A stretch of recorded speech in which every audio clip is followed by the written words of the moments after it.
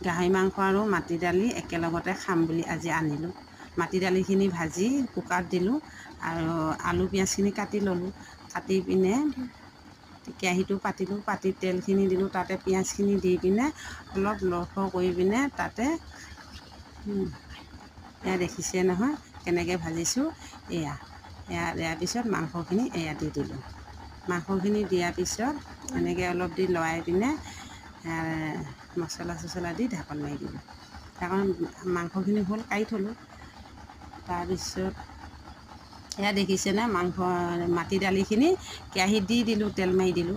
দিয়াৰ পিছত মাটি দালিখিনি উতলাৰ পিছত অলপ উতলাৰ পিছত মাংসখিনি দি দিলোঁ। আপোনালোকে দেখিছে নহয়, মাংসখিনি দি দিলোঁ মাটি দালিত।